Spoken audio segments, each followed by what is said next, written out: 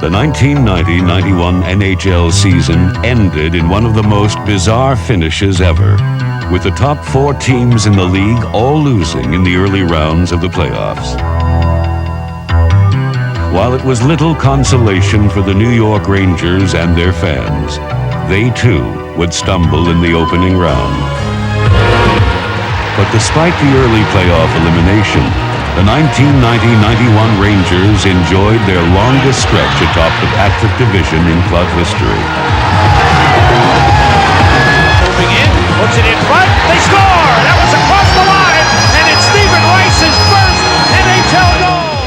Dazzling new sensations earned glowing reviews and combined with some of hockey's most talented stars to lift the Rangers to a new level of excellence.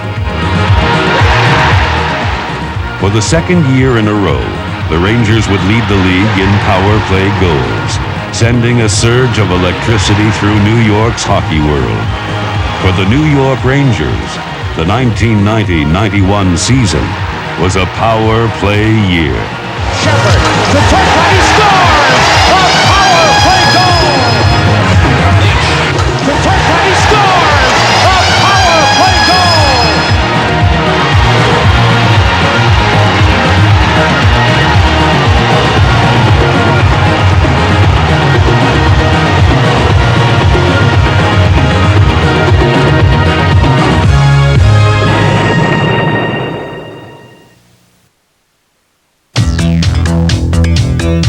New York City, October 8th, 1990. Although the Rangers have lost their first 2 games of the new season, the atmosphere surrounding Madison Square Garden is buzzing with activity as Ranger fans prepare for the 1990 home opener. Rangers! Going to the game tonight, I can't wait. Opening day, they're going to raise the banner tonight. The opening night is different than any other night. You have to be here on opening night. And tonight we're putting up our Patrick Division Championship banner. And I'm very excited to be here. Inside the Garden, the crowd's anticipation turned into adoration as the Patrick Division Championship banner was raised to the Garden ceiling.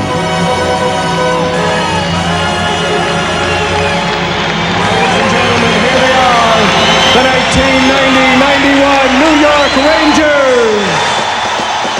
The ceremony seemed to spark a fresh new spirit into the boys in blue. And almost magically, this year's edition of the New York Rangers came to life. Second-year star Darren Turcotte scored early on against the North Stars, and the Rangers never looked back. Head coach Roger Nielsen watched as his team defeated Minnesota 5-3 and went on to paint a masterpiece of NHL hockey in the month of October.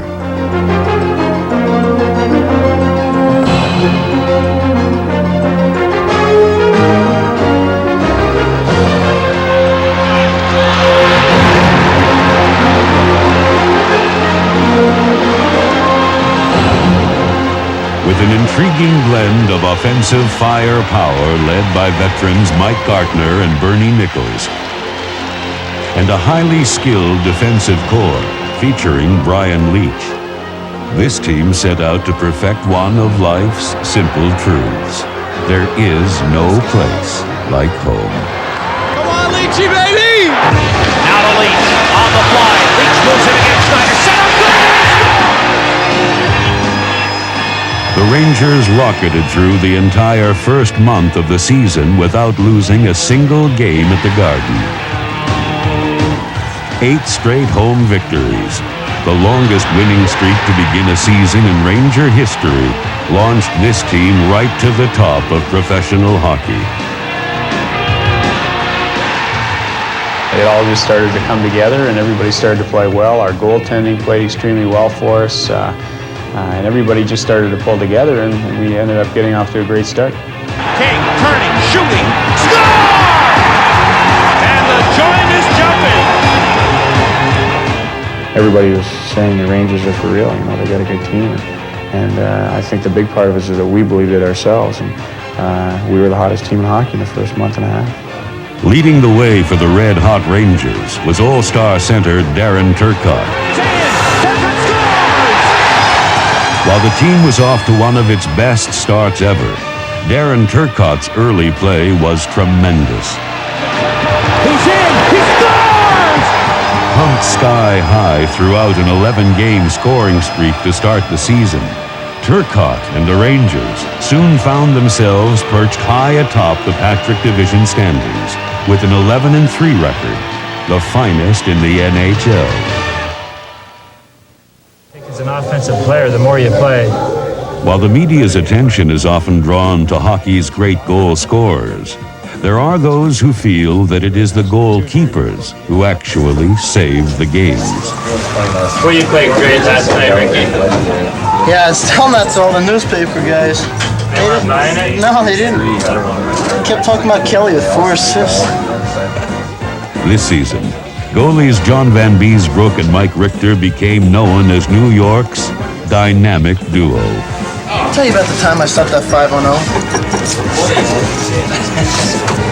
Yeah, there it was. Was it Edmonton? I think it was, but that's back when Wayne was playing. Yeah. It's before I was in the league. Faced with the delightful dilemma of having 2 first-string goalies on his squad, Roger Nielsen figured that the only fair thing to do was to have them take turns. We told the goalies that we planned to alternate at the start, and we just felt that it takes the guesswork out of it. The team knows the goalkeepers are alternating, they know, and they can get ready for the game. You always have a fresh goalie. There were a lot of advantages to it, and I thought it worked very well. Open man! All alone! Peterson saved Van Beesbrook! John Gretzky shoots! Glove saved by Richter! Leaves it for Russ Cardinal. He shoots! Saved Van Beesbrook! The roll the time for the shot blocked. The rebound saved by Richter! Moving in for the shot saved, and Beesbrook has it. After a while, I think it made it an easy way to coach the goalies. And, you know, there wasn't a one-head case or one guy really feeling good about himself. But, you know, it was fun because I learned a lot from him. And I hope that he learned a lot from me. And that's what 2 guys working together in a good situation can do for each other. You become big fans for each other just because you're going through similar things. And I think a real important part about it is that the 2 goalies who are playing have to get along and respect each other's talents. It's a frustrating thing to feel that someone's in there and, wow, I could be in there doing better. But you look this year and we were really comparable in our play, and I have a lot of respect for Johnny as a goalie, and I think I had to earn his respect because I'm a new guy coming in, and that eventually took place, and he worked with me very, very well, and I think we pushed each other. Like Butch Cassidy and the Sundance Kid, the Van Beesbrook-Richter combination won more than their share of battles against enemy sharpshooters. This season, John Van Beesbrook recorded 3 brilliant shutouts, including a magnificent performance against Montreal on October 12th. The first Ranger shutout over the Canadiens in more than 20 years. Goes all the way for a shot, knocked away from Locker. LeBeau saved Van Beesbrook. The Rangers and John Van Beesbrook and shut out the Montreal Canadiens. Meanwhile, Mike Richter was piling up a save percentage of better than 90%, the 3rd highest in the league. A finalist for this year's Vezina Trophy, the young goaltender smashed the club record for saves in a single contest when he stopped an incredible 59 shots in a game against Vancouver. Saved by Richter as he robs Dick. Gerald Diddick centers for Kron. Saved by Richter. He's got it. Adams moves in. Saved by Richter. He's got it. Tell you what, Sam. When this game's over and if it finishes 3-3, the first star should be Richter, the second star should be Richter, and the third star should be Richter. This guy's been unbelievable. Together, Mike Richter and John Van Beesbrook were setting the stage for a record first-place run for the New York Rangers.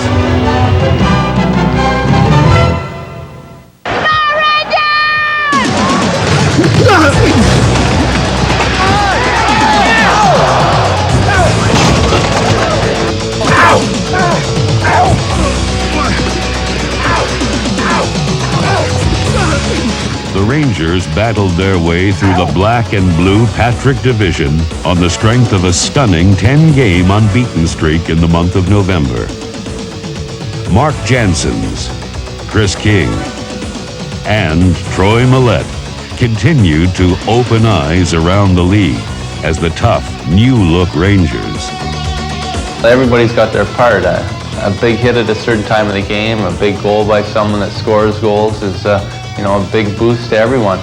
And just as if I was to go out and make a big hit on someone, and 5 minutes later, Bernie Nichols goes down and scores because he got pumped too. Whereas, Bernie Nichols might go down and make a nice goal, and I'll say, holy geez, that was nice, and go out and get a big hit in a couple minutes from that. Scratching and clawing their way through every shift, their never-say-die spirit helped open up the ice for one of the league's most prolific scoring attacks. During the 1990-91 season, a total of 7 different Rangers scored over 50 points.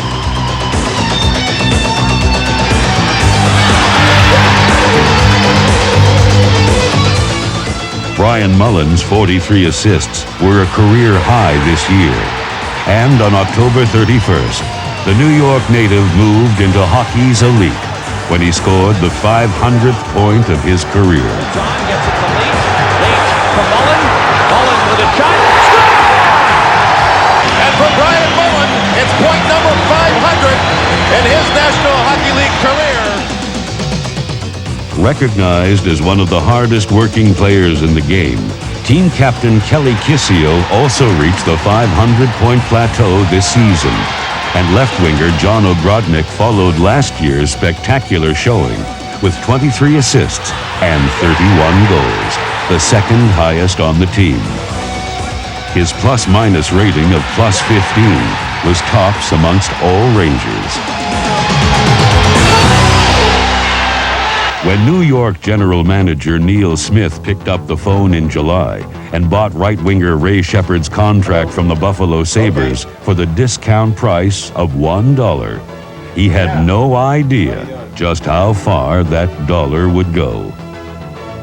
Really, the dollar thing came up just because it was a transaction that there had to be some statement made about what we gave up to get Sheppard. So we said cash, and then of course the question is how much cash. So we just said, well, it was $1. We really, it was really just taking over the contract.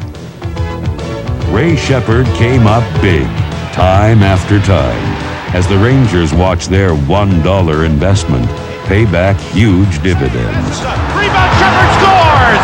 Ray Sheppard does it again! In his first year with the Rangers, Sheppard notched 7 game-winning goals, the highest on the team. Another of GM Neil Smith's blue-chip acquisitions, Mike Gartner, number 22, turned in a record-setting year. Smith brought the 12-year veteran to New York late last season to add to the club's firepower. What he got was a speed-skating marksman whose 49 goals this season set a Ranger record for goals by a right winger. I rely a lot on my speed, and I think over the years I've tried to develop different ways to put the puck in the net, not just going down the wing and shooting a slap shot or coming around the net or jumping into holes, but possibly being in front of the net, tips, rebounds, a lot of different things. And when you get into that area, you're going to get hacked and whacked a lot, and that's what happens, but you're also going to be able to score some goals in that area as well. He's tough, man. He stands in front of their net. People break sticks over him, and he's still there, standing there, tipping the puck in.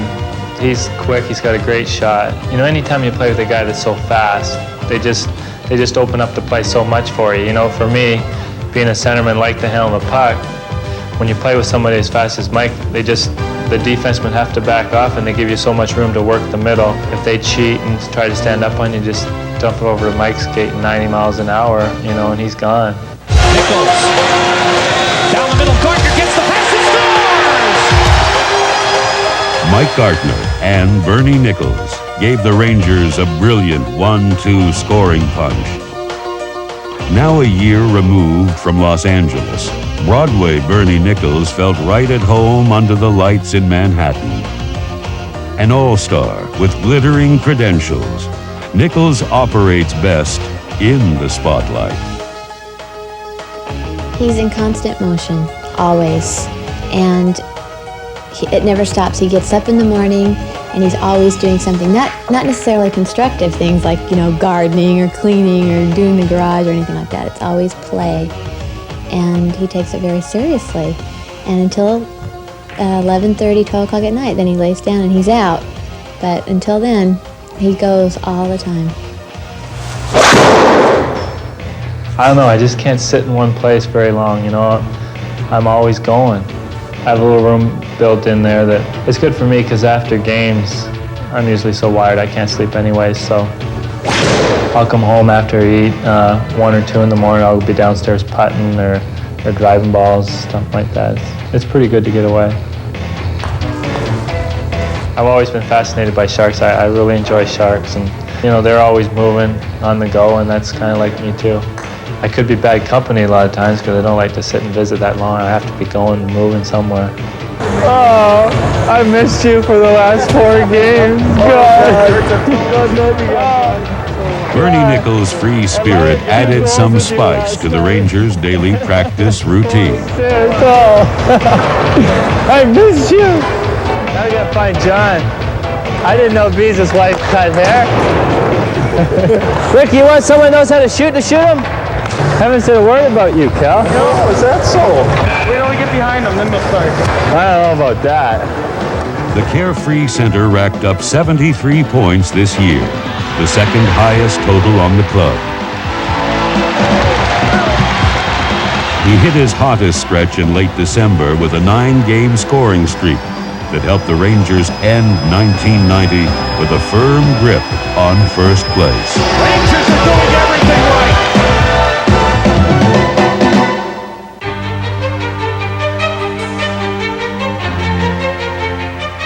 To start off the new year, they would welcome the Los Angeles Kings into the Garden for their first big test of 1991. The Rangers-Kings series this year was one of hockey's most intriguing matchups. Score Rangers!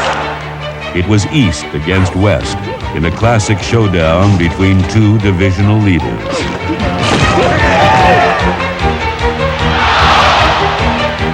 Earlier in the season, the Rangers had crushed the Kings 9-4 and 6-4. Tonight, they were looking to sweep the Hollywood tough guys back to the coast.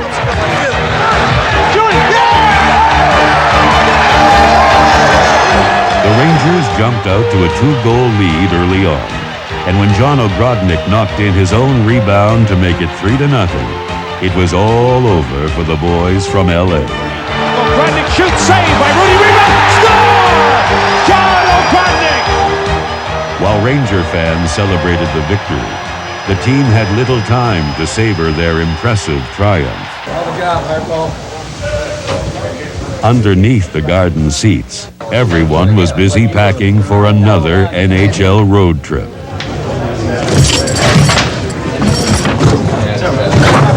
Riding the crest of a 5-game unbeaten streak, it was a happy team of Rangers who would board the plane bound for Pittsburgh.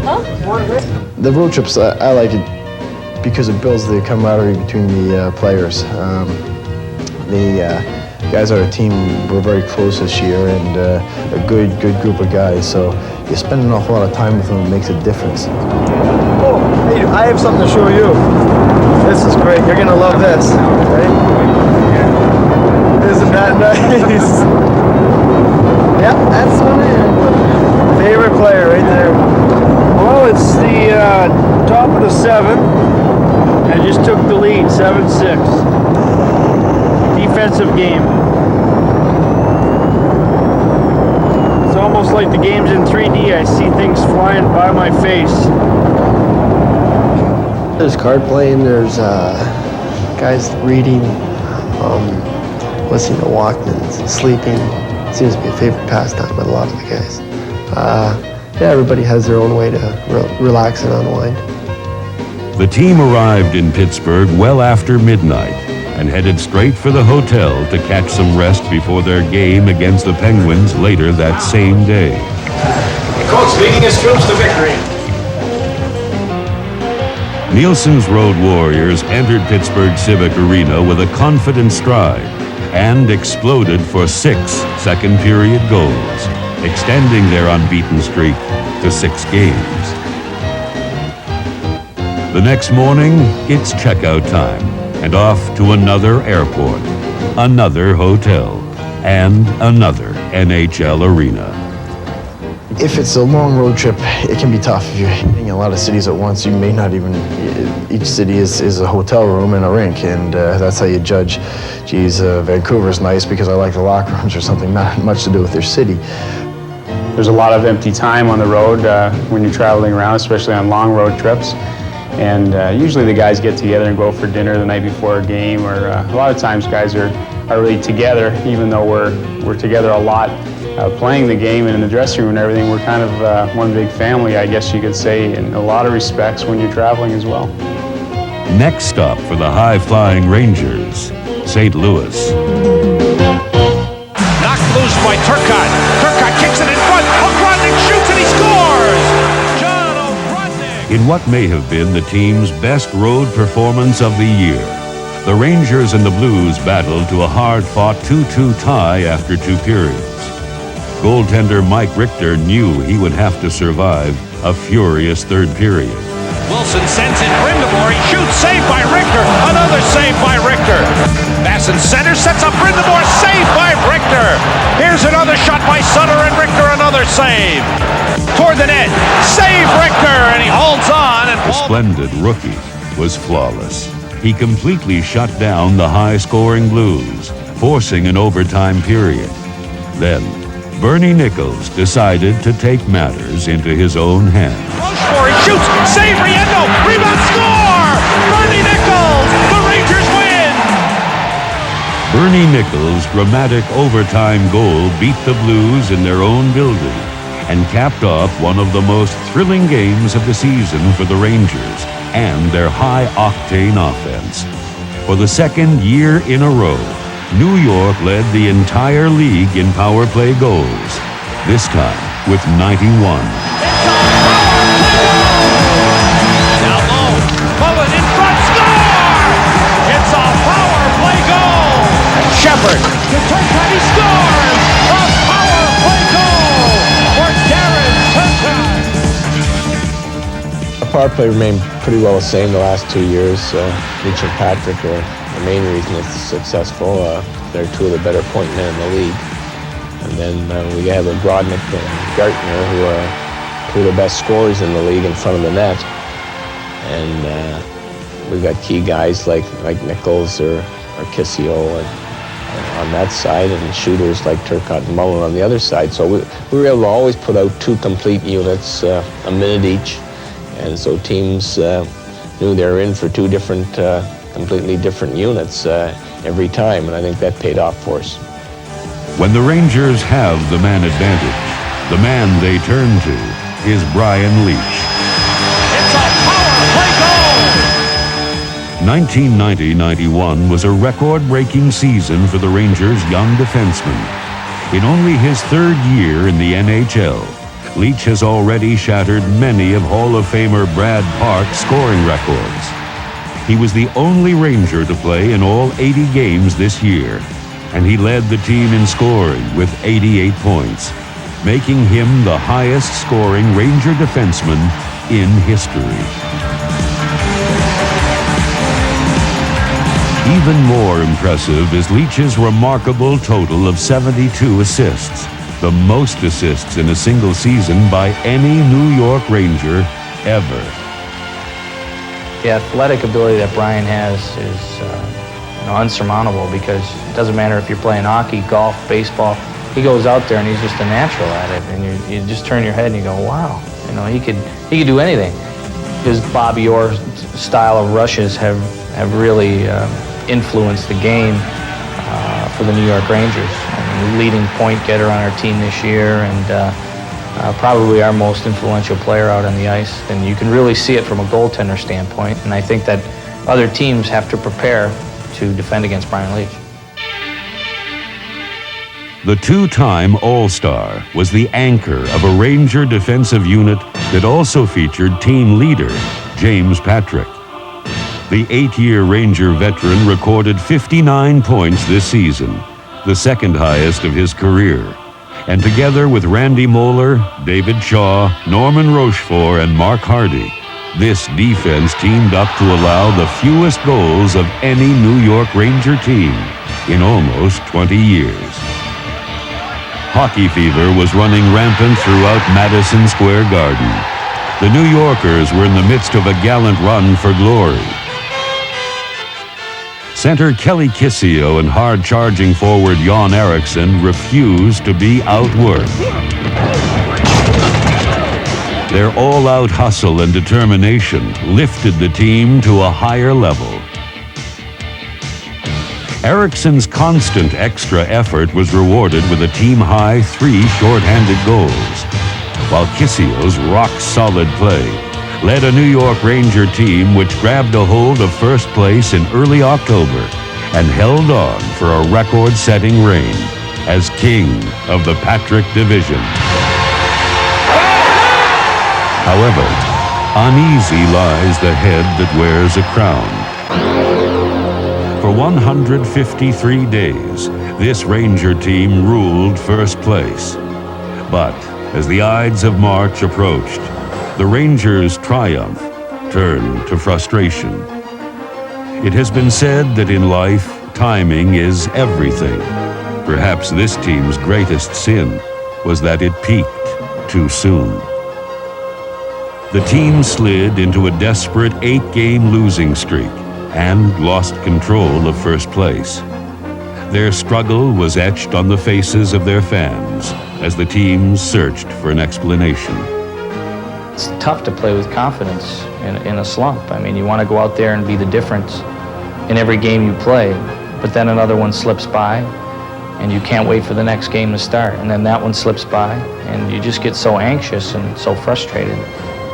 You do everything you can to break out of a slump. Sometimes you get upset, then that doesn't work. You sometimes try to bring players in. You change your lineup around. We finally changed our goalkeeping rotation. It was a difficult time, and when you lose 8 in a row, that's pretty serious. And players know that it could cost them their jobs, and things get pretty edgy. But we finally broke out of it just in the last 4 games. It was an inspired Rangers squad that took to the ice in Game 1 of the playoffs against the Washington Capitals. A tough, intimidating style of play, led by late-season acquisition Joey Kocur and forwards Paul Broughton and Chris King, kept the Capitals off balance. Then, in one of the most spectacular goals of the season, Jan Eriksson's undeniable second effort resulted in the game's first goal. Jan Eriksson moving in. Eriksson taken down. He scores! What a play by Jan Eriksson!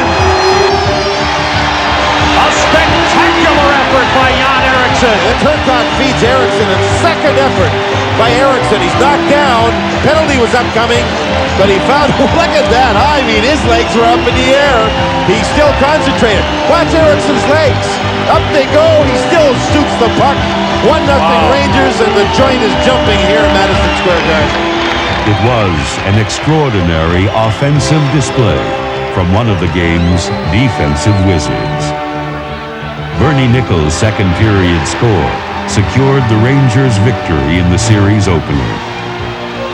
Washington took Game 2, but in Game 3, a total team effort resulted in a 6-0 victory for New York, highlighted by a dazzling performance in net by Mike Richter. It was the goalkeeper's first ever NHL shutout. The Rangers have shut out the Washington Capitals. First NHL shutout for Mike Richter. It comes in Game 3 of his best of 7. The triumph, however, would be the Rangers' last, as the Capitals went on to win the series 4-2. The fact that we lost in the first round is very disappointing for most of the players on the team. It's frustrating, and I think it wouldn't be as frustrating if we didn't think that we were a very talented team, capable of going far. And with the young talent you saw at the end of the season, Stephen Rice and Dougie Waite and Tony Amonte, Corey Mellon, just some great players coming in. And the veterans that are already here, and the fact that we're as well coached as we are, I really see that we have a good chance of going very far. You learn and you live. You know, you learn from your mistakes, and you come out the better for it. No one's ever climbed a mountain, you know, without having their falls, and we just got to get up and keep driving. Through it all, the New York Rangers today are considered one of the most gifted teams in the NHL. The pleasantly surprising play of newcomers Tony Amonte, Corey Mellon, Doug Waite, and Stephen Rice point to a future filled with promise and potential. GM Neil Smith has proclaimed his direction to add more character players to this roster of highly skilled Rangers.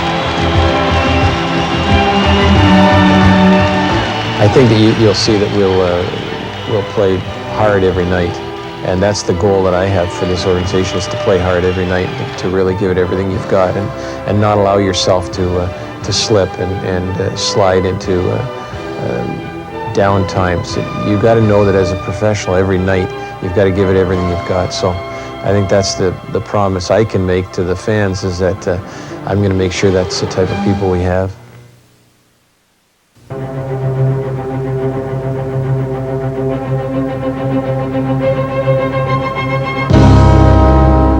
The New York Rangers are dressing for the 1991-92 NHL party, and they certainly will be considered amongst the most favored guests at this year's All-Star Affair.